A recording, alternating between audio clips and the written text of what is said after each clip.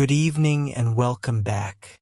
Tonight we journey into the jade and obsidian realm of Mesoamerican mythology, where feathered serpents soar between earth and sky, where the calendar marks the heartbeat of the cosmos, and where blood and flowers alike nourish the gods who keep the world in motion. As always, let me know where in the world you're listening from. Find your place beneath whatever constellations will overhead tonight, and let us begin. In the beginning, there was only the eternal sea, dark and still, stretching without end beneath a starless sky. This was not the chaotic void of other mythologies, but something more ordered yet equally mysterious. The primordial waters where all potential lay dormant, waiting for the divine word that would call it into manifestation. Above these waters, in the 13th heaven, dwelt Ometeotl, the dual god who was both male and female, both creator and destroyer, both the source of all existence and the destination to which all existence would return. Ometeotl was not a being in any sense that mortals could understand, but rather the principle of duality itself, the fundamental law that everything contained its own opposite, that creation required destruction, that life demanded death. From Ometeotl's dual nature came the four Tezcatlipocas, the smoking mirrors, gods who would oversee the creation and destruction of multiple worlds. Each was associated with a direction, a color, and an aspect of divine power. Quetzalcoatl, the feathered serpent, ruled the east and the wind, embodying wisdom and learning, the civilizing arts that lifted humanity above mere survival. Tezcatlipoca, the smoking mirror, governed the north and the jaguar, representing the night sky, conflict, and the transformative power of war and sacrifice. Quetzalcoatl, the blue hummingbird, commanded the south and the power of the sun at its zenith, the fierce energy that drove warriors into battle and crops toward harvest. Zyptotec, the flayed lord, ruled the west and the setting sun, embodying death and renewal, the understanding that new life could only emerge from the sacrifice of the old. These four gods would create and destroy the world 5 times, each iteration representing a different approach to the fundamental problem of existence: how to maintain order and meaning in a cosmos where entropy and dissolution were constant threats. Each world age or sun would end in catastrophe when the delicate balance between opposing forces was lost. But each ending would also be a new beginning, an opportunity to try again with the wisdom gained from previous failures.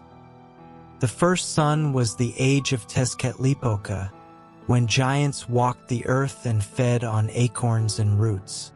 This was a world of primal simplicity, where strength was the only law and survival the only virtue. But such a world could not sustain itself, for without cooperation and compassion, without the restraints of law and custom, even the mightiest beings eventually turned against each other. Quetzalcoatl struck down Tezcatlipoca with a great club, and the fallen god transformed into jaguars who devoured the giants, ending the first sun in blood and darkness. The second sun was the age of Quetzalcoatl, who created humans from ash and bone meal, teaching them agriculture, astronomy, and the arts of civilization. Under his gentle rule, humanity flourished as never before, building great cities, developing complex calendars, creating works of art and literature that rivaled anything the gods themselves had made. But Tezcatlipoca's jealousy was not appeased by his rival's success. Taking jaguar form, He overthrew Quetzalcoatl and sent great winds to destroy the world. The humans of this age were transformed into monkeys, clinging to trees as the hurricanes raged. The third son belonged to Tlaloc, the rain god, who created humans from clay and ash. This was an age of abundance, when the rains came regularly and the earth yielded her bounty without struggle. But humans grew complacent in their prosperity, forgetting to honor the gods who had made their comfort possible. Quetzalcoatl sent a rain of fire that consumed the world, transforming the inhabitants into turkeys and other birds that fled the conflagration. The fourth son was ruled by Tlaloc's wife, Tezcatlipoca, the goddess of rivers and streams. She created humans who were more conscious of their dependence on divine favor, more careful to maintain the rituals and offerings that kept the cosmic order functioning. But jealousy among the gods once again brought destruction.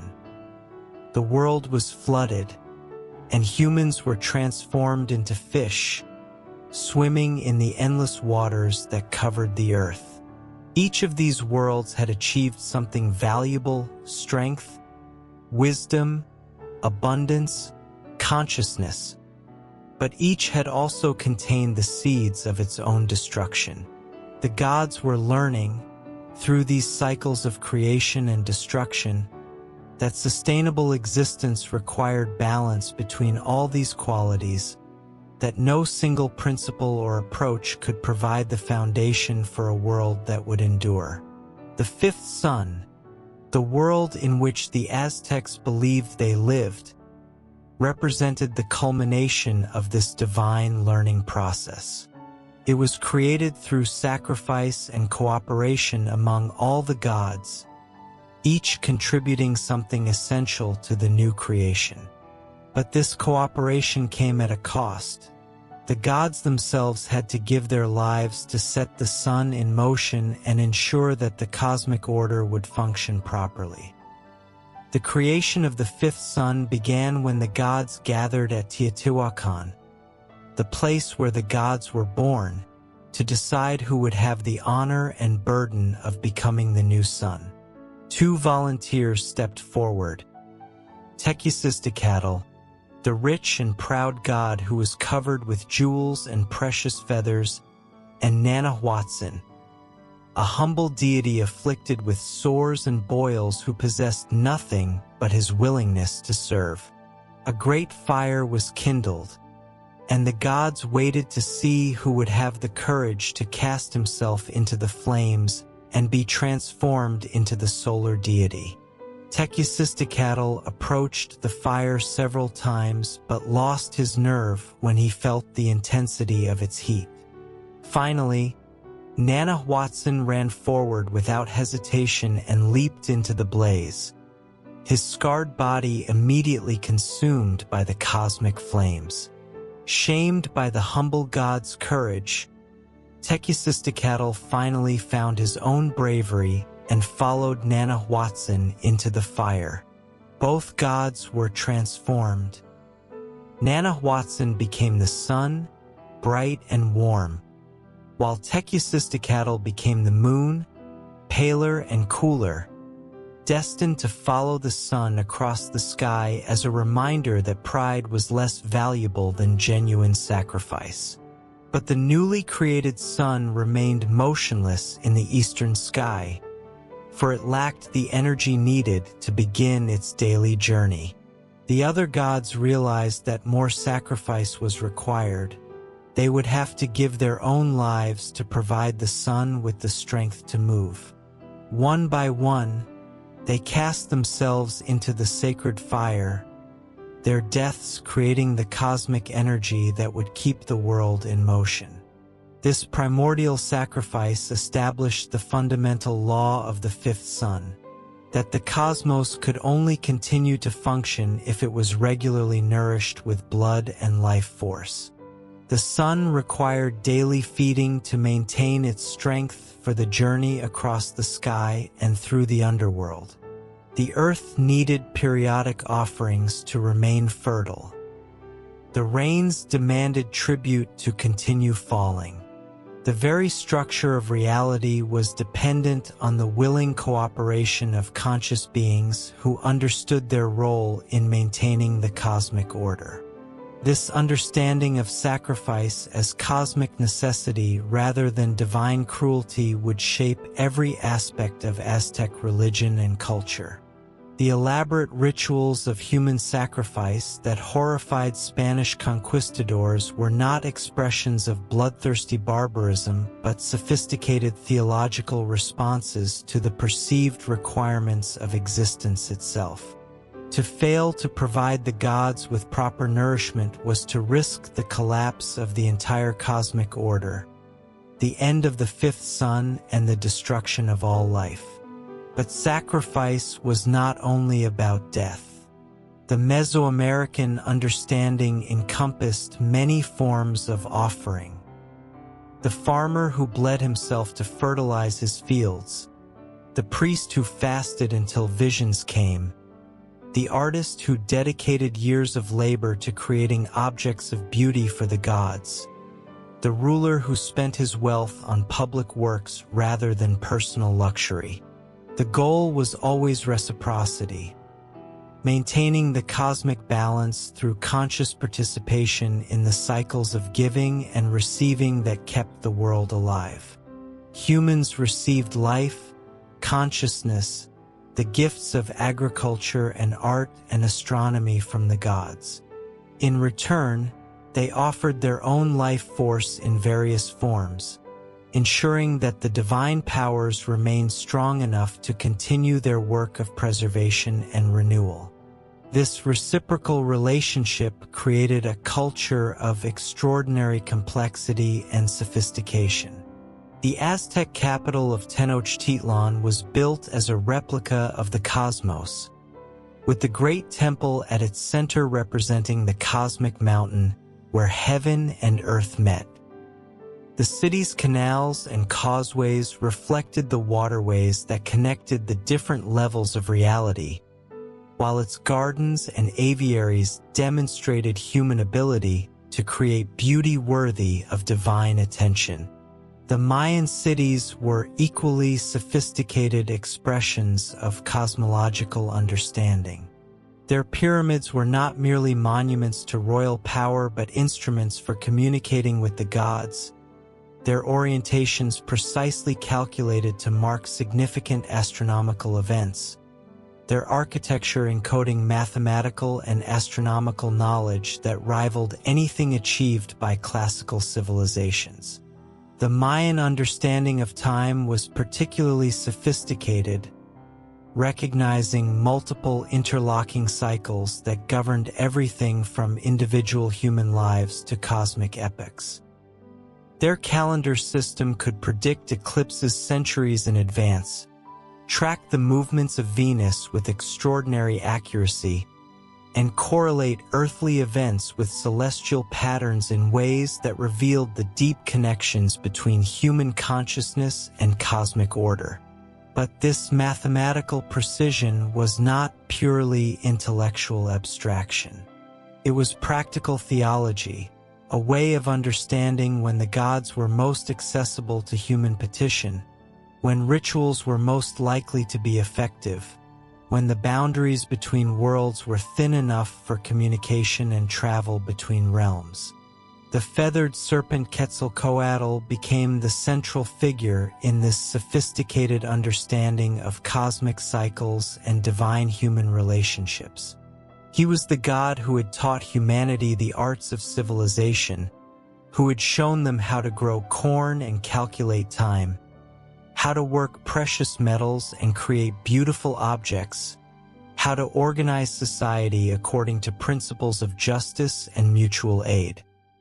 But Quetzalcoatl was also the god of wind and breath, the divine force that animated all living things and carried prayers and songs to the heavens.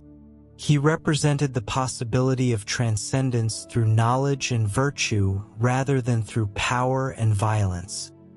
The understanding that consciousness could rise above its material limitations through dedication to truth and beauty. His mythology would become central to Mesoamerican religion, influencing not only the Aztecs and Mayans but also the many other cultures that flourished in the region. The stories of his birth, his conflicts with Tezcatlipoca, his role in creating humanity, his eventual departure and promise to return, all of these would be retold and reinterpreted by successive generations, each finding new meaning in the ancient tales. The feathered serpent embodied the essential Mesoamerican insight that spirit and matter were not opposed but united, that the highest spiritual achievements were expressed through material creation, that transcendence was not escape from the world but deeper engagement with its fundamental patterns and purposes. As we follow his story and those of the other great figures of Mesoamerican mythology, we will see how these ancient peoples developed one of the world's most sophisticated understandings of the relationship between consciousness and cosmos, individual and community, time and eternity. Their insights remain relevant today, offering resources for addressing contemporary challenges that purely rational or purely spiritual approaches cannot match. The blood and flowers offered to their gods may seem strange to modern sensibilities, but the underlying understanding that existence required conscious participation in cosmic maintenance, that individual fulfillment depended on contributing to the welfare of the whole speaks to needs that remain as urgent now as they were 1,000 years ago in the temple complexes of Teotihuacan and Chichen Itza. In the sacred city of Tallinn, which some say existed in the earthly realm and others claim was located in the 13th heaven itself, there ruled a king whose wisdom was so great that his name became synonymous with the highest achievements of civilization. This was Quetzalcoatl, the human ruler who bore the name of the feathered serpent god, and who embodied in his own person the possibility that mortals could achieve divine understanding through dedication to truth and learning. Quetzalcoatl was born to rule, but his rule was unlike that of other kings. Where warriors conquered through force of arms, he conquered through the power of knowledge. Where other rulers demanded tribute of gold and slaves, he asked only for offerings of flowers, butterflies, and jade, beautiful things that honored the gods without causing suffering to their creators. Under his reign, Tallinn became a wonder of the world. The palaces were built of turquoise and jade, gold and silver, precious woods that released sweet fragrances when touched by sunlight. The gardens bloomed with flowers of every color, tended by gardeners who understood the secret languages of plants and could coax impossible beauties from seemingly barren soil. The craftsmen of Tallinn achieved perfection in every art. Their featherwork was so skillful that birds seemed to live and breathe in the cloaks and headdresses they created. Their gold work captured the very essence of sunlight in metal form. Their sculptures seemed ready to step down from their pedestals and walk among mortals. Their paintings told stories so vivid that viewers felt they were witnessing the actual events depicted. But Tepiltsen's greatest achievement was not material but spiritual. He taught his people to worship the gods through beauty rather than blood, through the creation of art and the pursuit of knowledge rather than through the sacrifice of human lives. His temples were filled with flowers and incense rather than the hearts of victims, and his rituals involved dancing and singing rather than the cutting of flesh. This revolution in religious practice was based on a profound theological insight, that the gods were nourished not by death but by consciousness itself, not by the ending of life but by its flowering into greater complexity and beauty. The feathered serpent god, who was his divine namesake, had created humanity not to serve as livestock for divine consumption but as partners in the cosmic work of maintaining and enhancing the order of creation. Under this dispensation, scholars flourished as never before. The priests of Talon mapped the movements of stars and planets with unprecedented accuracy, developing calendar systems that could predict celestial events thousands of years in the future. They discovered mathematical principles that would not be rediscovered by European thinkers for centuries. They composed poetry and music that captured the deepest truths about existence in forms of extraordinary beauty. The merchants of Talon traveled throughout Mesoamerica, carrying not only goods but ideas, stories, techniques, and innovations that enriched every culture they encountered. They were more than traders. They were ambassadors of a new vision of what human civilization could become when it was guided by wisdom rather than mere power.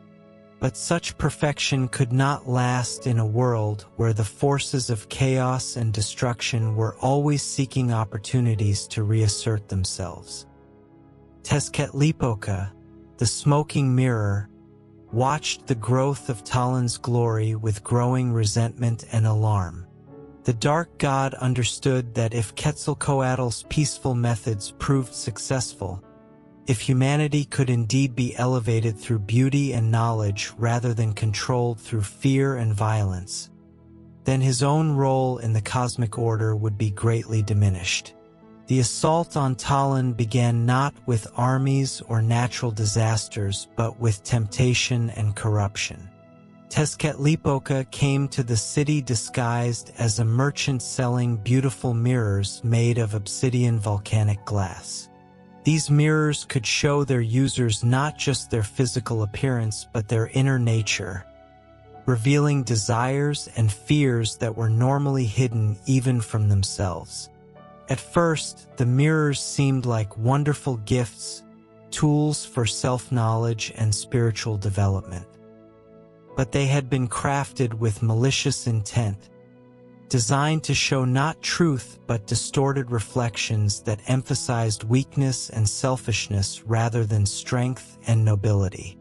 Those who gazed into them too long began to see themselves as Tezcatlipoca wanted them to see themselves, as creatures driven by base appetites rather than noble aspirations. The corruption spread slowly through Talon's population. Craftsmen who had once taken pride in their work became obsessed with personal profit. Scholars who had dedicated themselves to discovering truth became concerned only with advancing their own reputations. Priests who had served the gods with pure hearts began to demand special privileges and honors. But the final blow was aimed directly at Tepiltzin himself. Tezcatlipoca appeared to the priest-king disguised as a physician, claiming to have a medicine that would cure a strange illness that had begun to afflict the ruler. The illness was real, a wasting disease that seemed to consume Tepiltzin from within, but it was caused by the spiritual pollution that was infecting his kingdom, not by any physical ailment. The medicine Tezcatlipoca offered was pulque, the fermented drink made from the maguey plant. He told Tepiltzin that a small dose would restore his health and vigor, that the gods themselves had revealed this cure in a dream. Tepiltzin, weakened by illness and desperate to recover his strength so that he could save his kingdom, accepted the drink. But the pulque was more than medicine. It was a trap that would destroy everything Tepiltzin had built. The drink was so potent that even a small amount was enough to cloud his judgment and weaken his will. Before he realized what was happening, He had consumed far more than was safe, and in his intoxication, he committed acts that violated every principle he had lived by. The details of Tepiltsen's fall were too shameful to be spoken openly, whispered only in the darkest corners of Tallinn as the news spread. Some said he had broken his vow of celibacy, others that he had performed human sacrifice in a moment of drunken madness. What mattered was not the specific nature of his transgression but its symbolic significance. The perfect king had proven imperfect. The representative of divine order had been corrupted by chaos. When Tepiltsen awakened from his intoxication and realized what he had done, his grief was beyond measure. He could not remain in Tallinn. For his presence there would be a constant reminder of how even the most exalted could fall, how even the wisest could be deceived by their own limitations. He abdicated his throne and prepared to leave the city forever, but not before ensuring that his legacy would survive his personal failure. He gathered his most faithful followers and revealed to them the secret knowledge that would allow them to preserve the essential truths of his teaching even after his departure. The feathered serpent would return, he promised, at the end of a great cycle of time, when the world was ready to receive again the gifts of peace and learning that violence and ignorance had rejected. Some of his followers sailed eastward across the sea, carrying the knowledge of Tallinn to distant lands.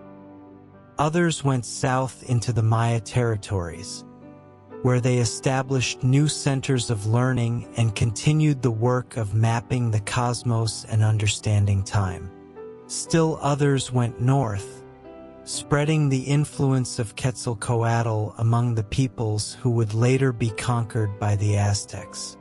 Tepiltsen himself departed to the east, walking to the shore of the eastern sea where he built a great pyre of precious woods and aromatic resins. Some versions of the story say that he burned himself on this pyre, his heart rising into the sky to become the planet Venus, the morning star that heralded the sun's return each day.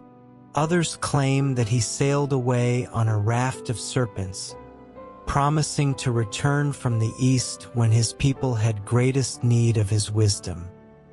But the most profound version of the story suggests that Tepiltsen's departure was itself a kind of sacrifice, a recognition that sometimes the greatest service leaders could perform was to remove themselves from power when their continued presence would harm those they sought to serve. His exile was not punishment but gift, the gift of allowing his kingdom to learn from its mistakes without being forever defined by them.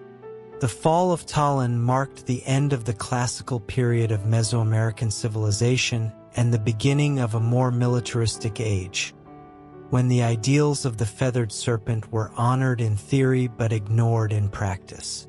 The Aztecs, who would later dominate central Mexico, claimed to be the heirs of Tallinn's wisdom, but their empire was built on the very principles that Quetzalcoatl had opposed: conquest through violence, rule through fear, the extraction of tribute through the threat of destruction.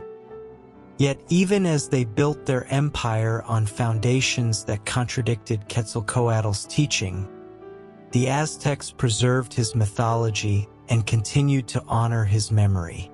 They understood that their own approach to governance was temporary, a necessary response to the chaotic conditions of their time, but not the ultimate ideal toward which civilization should strive.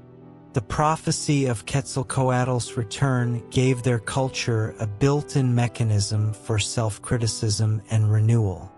The feathered serpent's promised coming would bring an end to the age of war and sacrifice, replacing it with a new golden age of peace and learning. This promise served both as hope for the future and as judgment on the present, a constant reminder that current conditions were not permanent and that better ways of living remained possible. When Hernán Cortés arrived on the eastern shore of Mexico in 1519, many Aztecs believed they were witnessing the fulfillment of the ancient prophecy.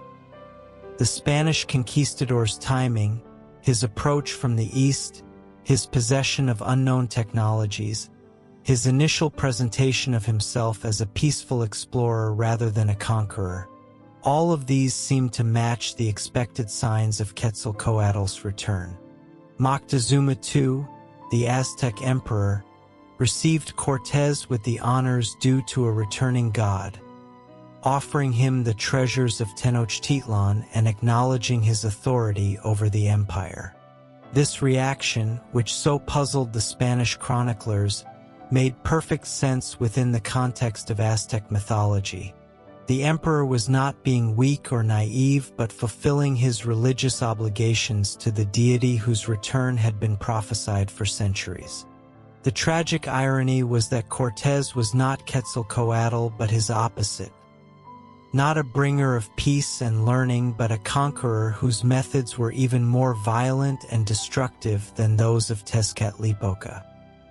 The Spanish conquest destroyed not only the Aztec Empire but also much of the sophisticated culture that had preserved and transmitted Mesoamerican wisdom for over a millennium.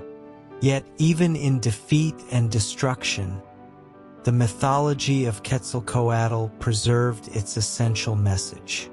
The feathered serpent's promise of return was not negated by the Spanish conquest but only postponed, waiting for a time when humanity would be ready once again to choose wisdom over power, cooperation over competition, beauty over mere utility. The influence of Quetzalcoatl extended far beyond the political boundaries of any single empire or the temporal limits of any particular historical period. The feathered serpent represented universal principles that transcended cultural specifics. The possibility that consciousness could evolve beyond its current limitations, that civilization could be based on something more noble than the domination of the weak by the strong, that human beings could become partners with rather than merely servants of the divine forces that governed existence. In the mythology of the Maya, these same themes were explored through different stories and symbols, but with the same fundamental understanding that existence was a collaborative enterprise requiring conscious participation from all sentient beings. The Maya hero twins, Hunahpu and Xbalanque, defeated the lords of Xibalba not through superior strength but through cleverness and cooperation, demonstrating that even the powers of death and darkness could be overcome by beings who understood the deeper patterns that governed reality. The Mayan Popol Vuh, the sacred book of creation and wisdom, preserved insights about the nature of consciousness and cosmos that were as sophisticated as anything achieved by the world's great philosophical traditions. The understanding that humans were made from corn, the staff of life, rather than from clay or dust, suggested that consciousness was not separate from nature but part of its flowering, not imposed upon matter from outside but emerging from matter's own intrinsic capacity for complexity and beauty. This vision of consciousness as natural development rather than supernatural intervention provided a foundation for ecological thinking that was far ahead of its time. The Maya understood that human prosperity depended on maintaining the health of the natural systems that supported life, that the consciousness that made humans special also made them responsible for protecting the web of relationships that sustained all existence. Their agricultural practices reflected this understanding, combining intensive cultivation with careful attention to long-term sustainability. Their cities were designed to work with rather than against natural water flows and forest ecosystems. Their religious calendar coordinated human activities with natural cycles in ways that maximized both productivity and environmental health. The collapse of classical Mayan civilization in the 9th century CE was not caused by any single factor, but by the accumulated stress of trying to maintain complex social systems in the face of drought, warfare, and internal contradictions that had developed over centuries of growth. But the collapse was not total. Mayan communities survived in many areas, preserving their essential culture and wisdom even as the great cities were abandoned to the jungle. This pattern of rise, flourishing, decline, and partial renewal characterized much of Mesoamerican history. Civilizations would achieve remarkable heights of artistic and intellectual achievement, then collapse under the weight of their own contradictions, only to be succeeded by new cultures that preserved and transformed the best insights of their predecessors. The Aztec Empire represented the final flowering of this long tradition, combining elements from all the cultures that had preceded it: Olmec, Teotihuacano, Zapotec, Maya, Toltec, into a synthesis that was both the culmination of Mesoamerican achievement and its swan song. The Spanish conquest ended not just a political entity but an entire way of understanding the world, a sophisticated civilization that had developed unique solutions to the fundamental challenges of human existence. Yet the mythology survived, preserved in codices that escaped destruction, encoded in architectural monuments that could not be completely erased, maintained in the memories of indigenous communities that continued to practice modified versions of ancient rituals despite centuries of persecution and suppression.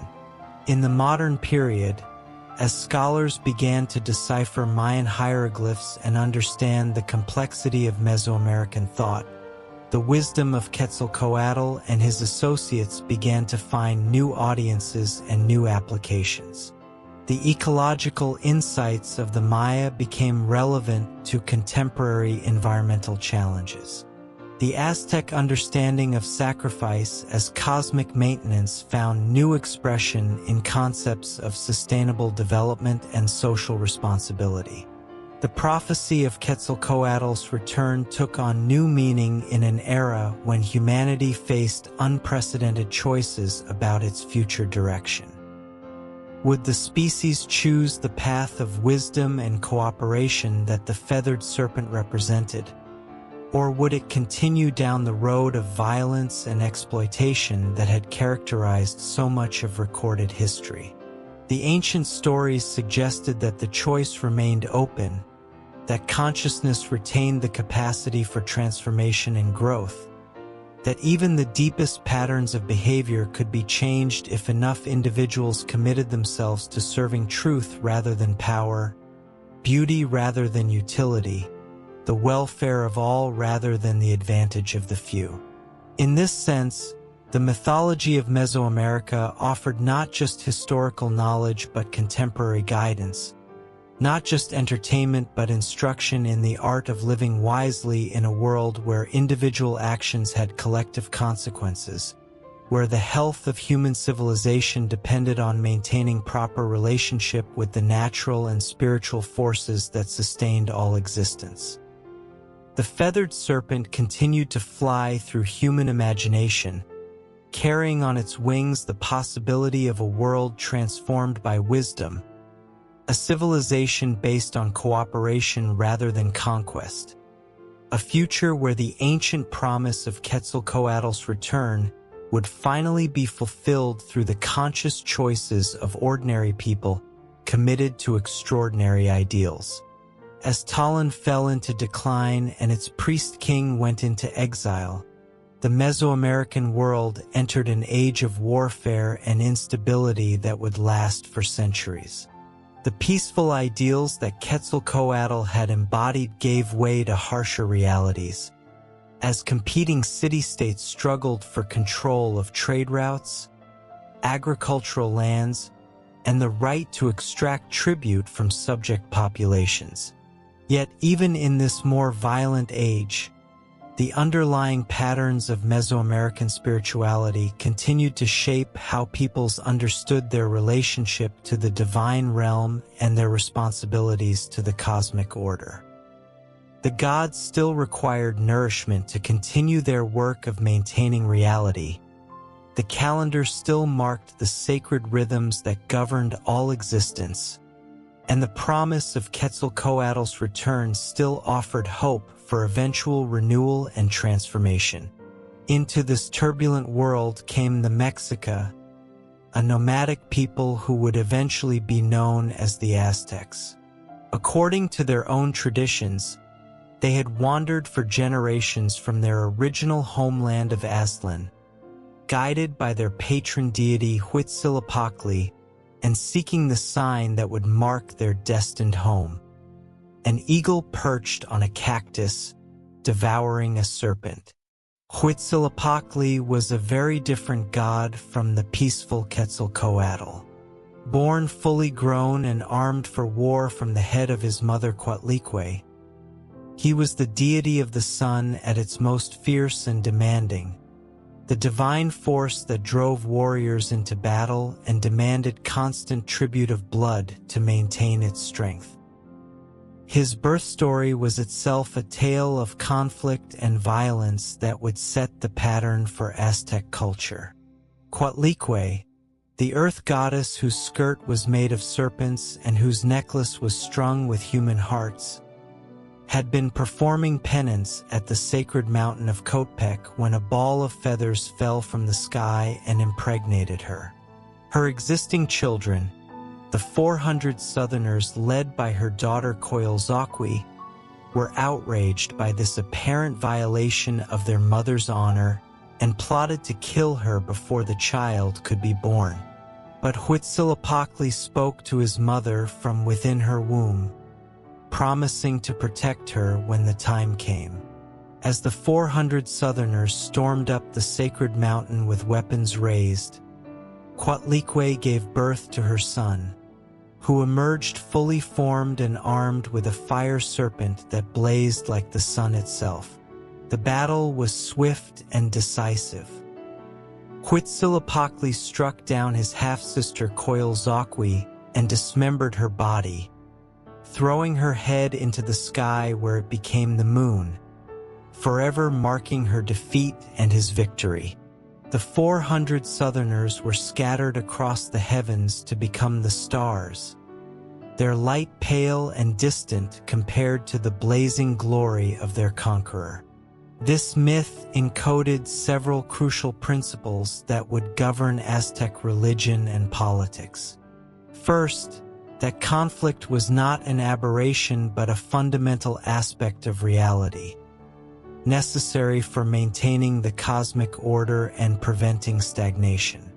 Second, that victory belonged to those who were willing to fight for their beliefs rather than to those who possessed superior numbers or resources. Third, that the defeat of enemies should be total and public, serving as a warning to others who might consider challenging legitimate authority. The Mexica carried these principles with them as they continued their migration, using superior organization and religious discipline to overcome enemies who were individually stronger but less united in their purpose. When they finally found their destined home, an island in Lake Texcoco where an eagle indeed perched on a cactus with a serpent in its talons, they were ready to transform themselves from wandering nomads into the rulers of an empire. The founding of Tenochtitlan in 1325 CE marked the beginning of a new chapter in Mesoamerican history. The Mexica, now calling themselves Aztecs after their mythical homeland, began the systematic conquest of central Mexico, using their military prowess and religious fervor to create the largest empire the region had ever seen. but their empire was built on principles that were fundamentally different from those that had governed earlier Mesoamerican civilizations.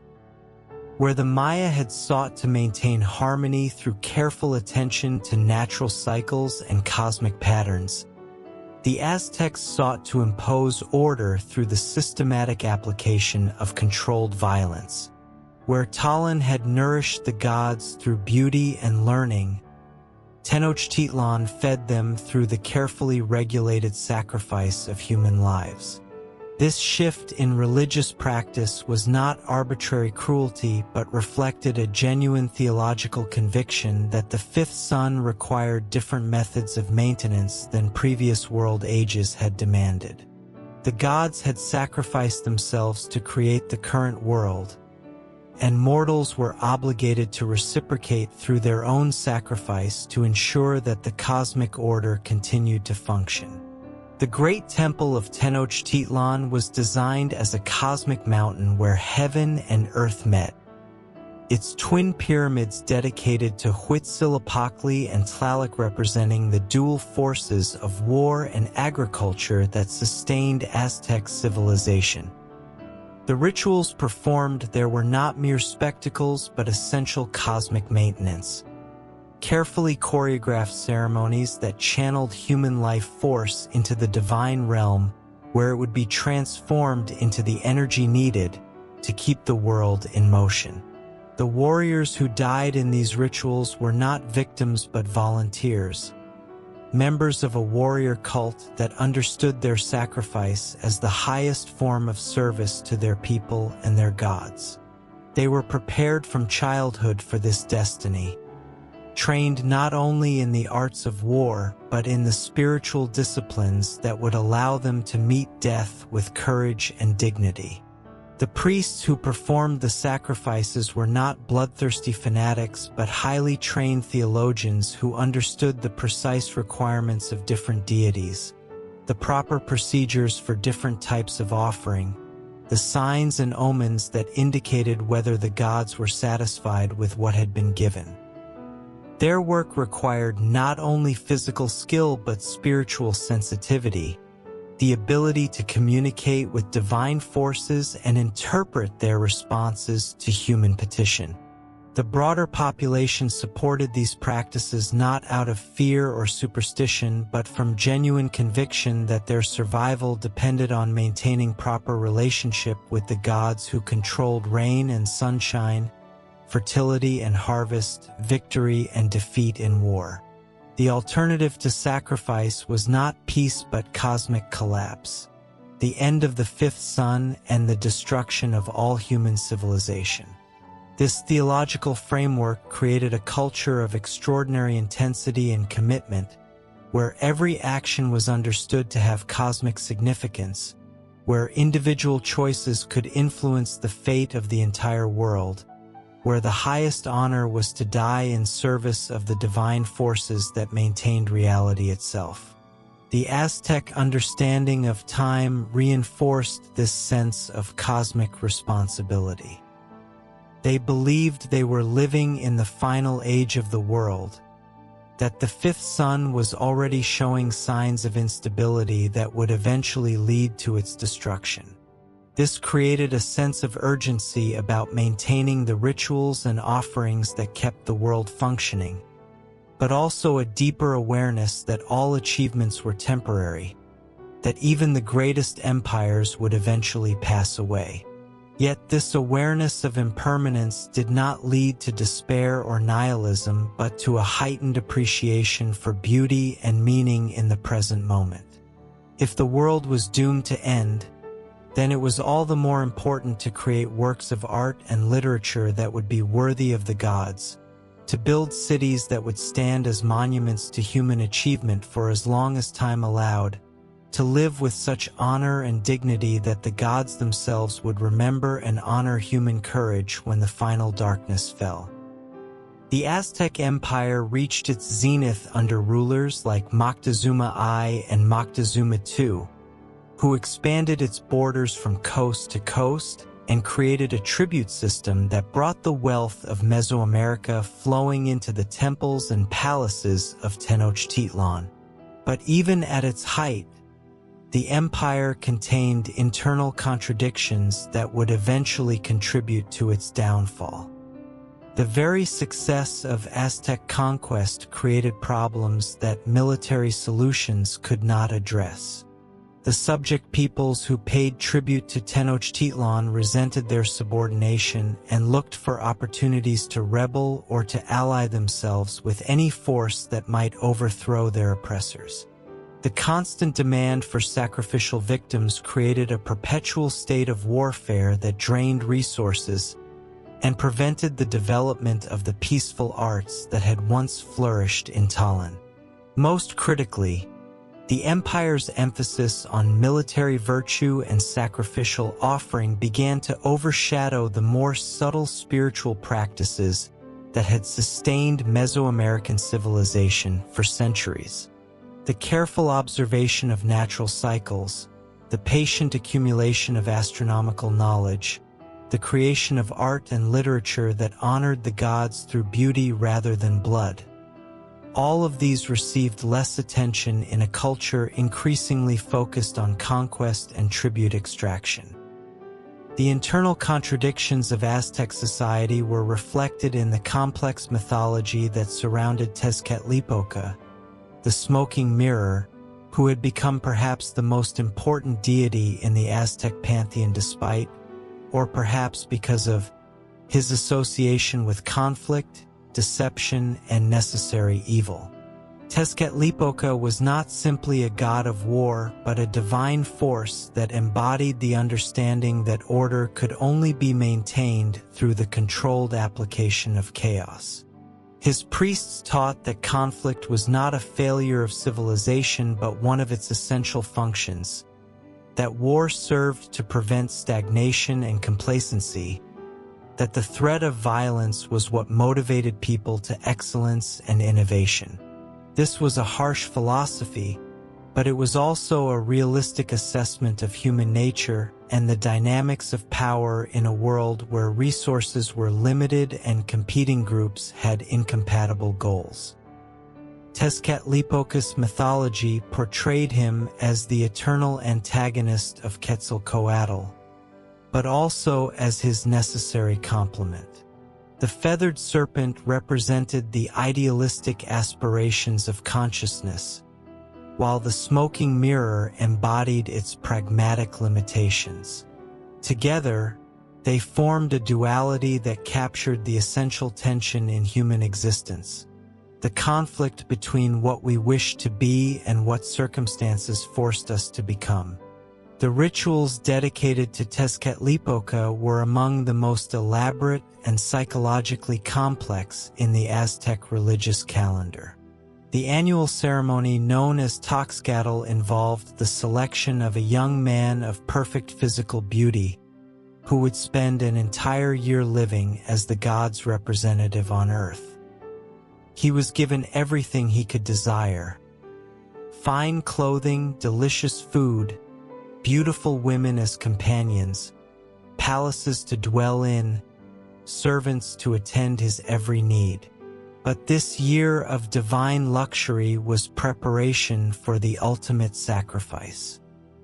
At the ceremony's climax, the chosen youth would climb the steps of Tezcatlipoca's temple, breaking a flute on each step to symbolize the abandonment of earthly pleasures, before offering his heart to the god who had granted him such extraordinary experiences. The sacrifice was understood as a gift exchange. The young man received a year of life more intense and meaningful than most mortals could imagine, while the god received the life force needed to continue his cosmic functions. This ritual embodied the Aztec understanding that consciousness was not private property but a cosmic resource that could be consciously directed toward divine purposes. The sacrificial victim was not a helpless prisoner but a willing participant in a cosmic drama that was larger and more important than individual survival. His death was not meaningless destruction but meaningful transformation, the conversion of personal existence into cosmic energy. Similar principles governed the other great sacrificial rituals that marked the Aztec religious calendar. Warriors who died in battle or on the sacrificial stone were not mourned as losses but celebrated as heroes who had achieved the highest possible destiny, joining the sun god in his daily battle against the forces of darkness. Women who died in childbirth were honored as warriors who had fought their own battles against death, earning the right to guide fallen warriors to their celestial rewards. The elaborate ritual calendar that governed these ceremonies was based on the complex interaction of two different time systems, the 260-day sacred calendar and the 365-day solar year. The combination of these cycles created a 52-year period called the calendar round, at the end of which all fires were extinguished and relit in a ceremony that symbolically renewed the world and reset the cosmic order. The new fire ceremony was perhaps the most important ritual in the Aztec calendar, for it represented the successful completion of a cosmic cycle and the beginning of another. If the ceremony failed, if the priests could not kindle the new fire, if the astronomical calculations proved incorrect, if any of the elaborate requirements were not properly fulfilled, it would indicate that the gods had withdrawn their support and that the fifth sun was approaching its end. The ceremony took place at midnight during the winter solstice, when the Pleiades constellation reached its zenith, indicating that the world had not yet begun its final decline into darkness. Priests climbed to the top of the hill of the star and carefully observed the movement of the stars until the precise moment of cosmic renewal arrived. Then they kindled a new fire in the chest cavity of a sacrificial victim, and from this sacred flame, fires were carried to temples throughout the empire and from there to every hearth in every home.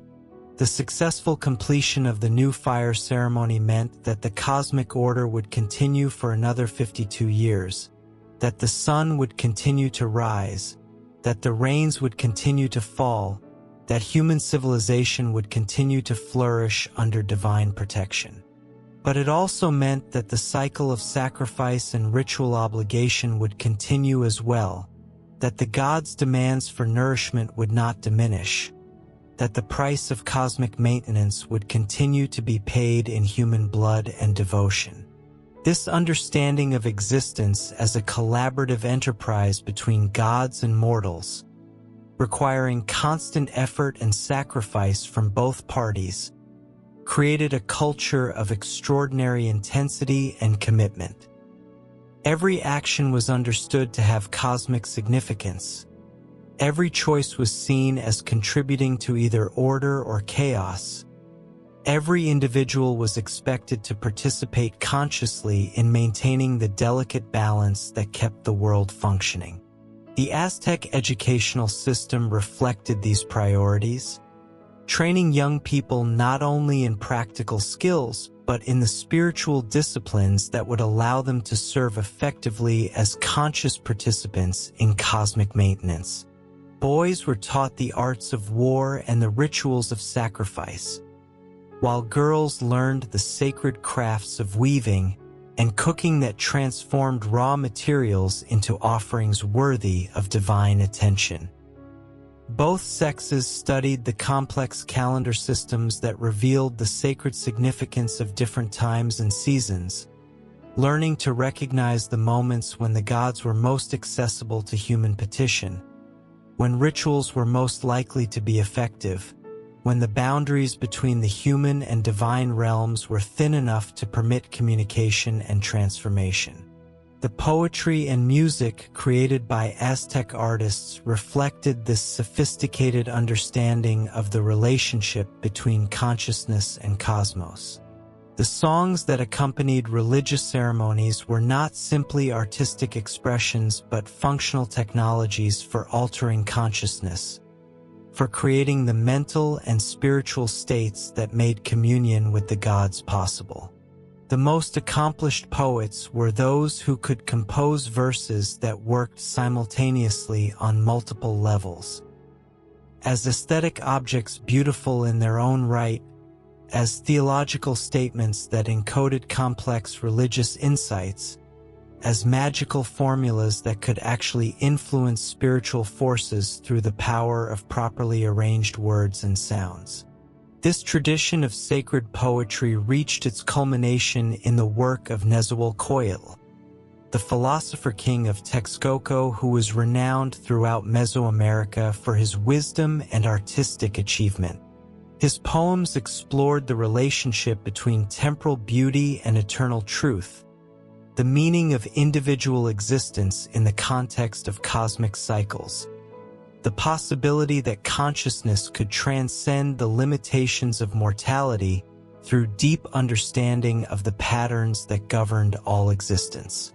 Quetzalcoatl's court became a center of learning and artistic creation that rivaled the legendary glories of Tallinn, attracting scholars and artists from throughout the region. His gardens were filled with plants from every climate and elevation, arranged according to principles that combined aesthetic beauty with scientific classification. His libraries contained codices that preserved the accumulated wisdom of centuries, while his workshops produced objects of such perfection that they were considered fit offerings for the gods themselves. But even Quetzalcoatl's achievements could not halt the underlying dynamics that were driving Mesoamerican civilization toward crisis. The empire's growth had reached the point where further expansion was becoming impossible, while the tribute system that supported its elaborate religious and administrative apparatus was creating increasing resentment among subject populations. More fundamentally, the theological framework that justified the empire's existence was beginning to show signs of strain. The gods' demand for human sacrifice was supposed to ensure cosmic stability, but the world seemed to be becoming more chaotic rather than more ordered. Natural disasters struck with increasing frequency, social conflicts multiplied, and even the most elaborate rituals seemed less effective at maintaining divine favor. It was into this atmosphere of growing uncertainty and spiritual crisis that the Spanish conquistadors arrived, their timing seemingly confirming the ancient prophecies about Quetzalcoatl's return.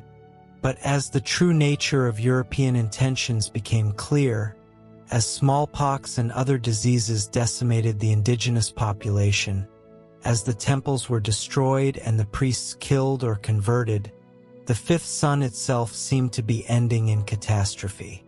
Yet, even as the political and religious structures of Aztec civilization collapsed, the underlying mythology that had sustained it proved remarkably resilient. The stories of Quetzalcoatl and Tezcatlipoca, the calendar systems that revealed cosmic patterns, the understanding that existence required conscious participation in maintaining cosmic order. All of these survived in modified forms among indigenous communities that adapted their traditional practices to new circumstances.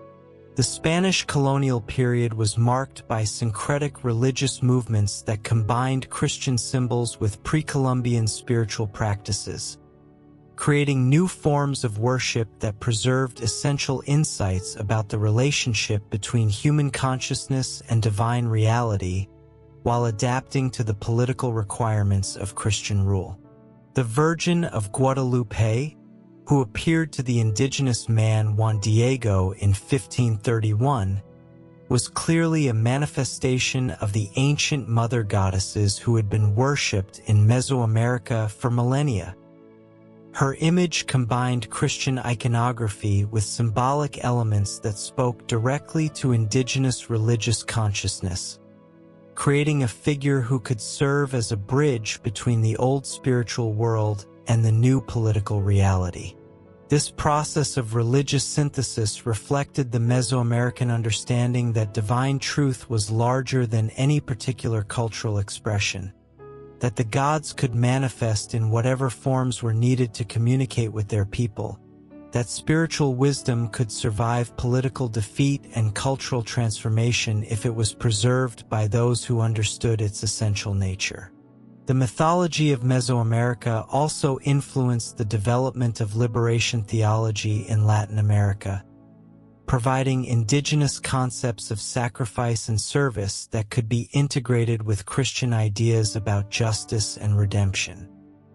The ancient understanding that the powerful should sacrifice for the weak, that individual prosperity was meaningless without community welfare, that consciousness carried cosmic responsibility. All of these found new expression in movements that combined spiritual insight with political action. In the contemporary period, as scholars have learned to read Mayan hieroglyphs and understand the complexity of pre-Columbian thought, the wisdom traditions of Mesoamerica have found new audiences and applications.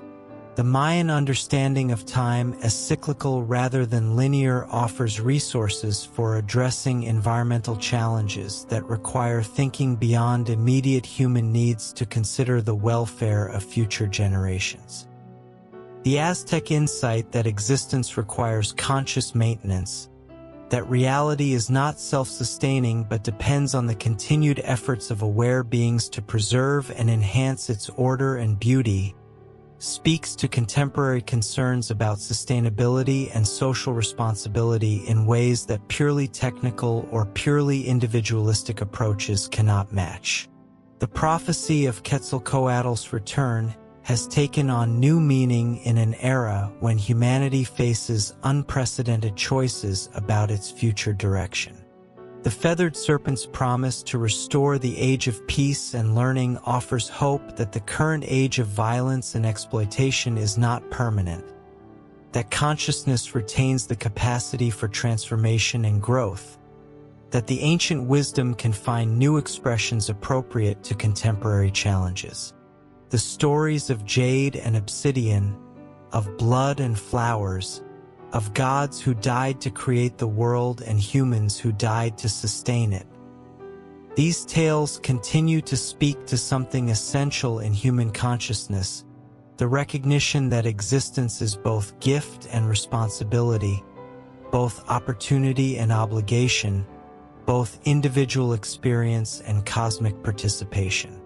The Great Pyramids still rise from the Mexican landscape, their stones holding the memory of rituals and ceremonies that once channeled human consciousness toward divine purposes.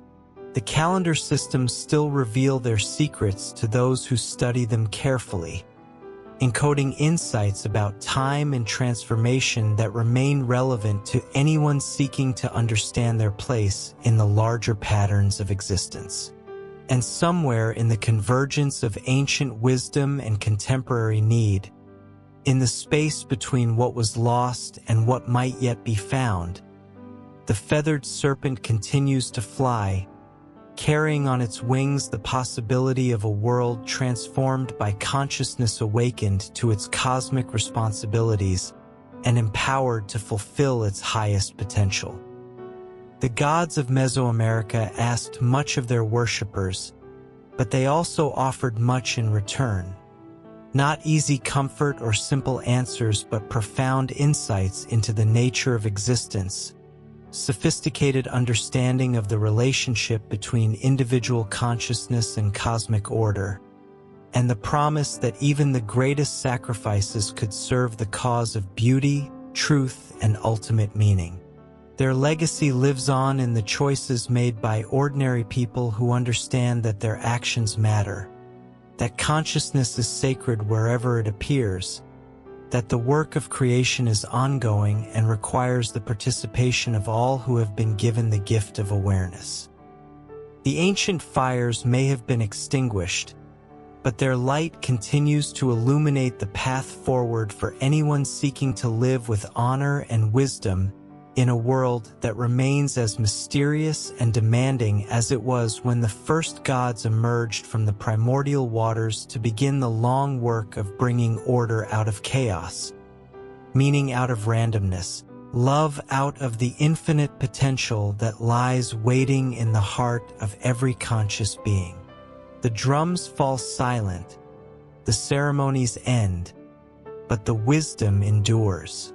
The fifth sun continues its journey across the sky, nourished by the conscious choices of all who remember that existence is sacred, that beauty is worth preserving, that the greatest achievements are not those that serve the self alone, but those that contribute to the welfare of the whole magnificent, terrible, wonderful community of consciousness that we call the world.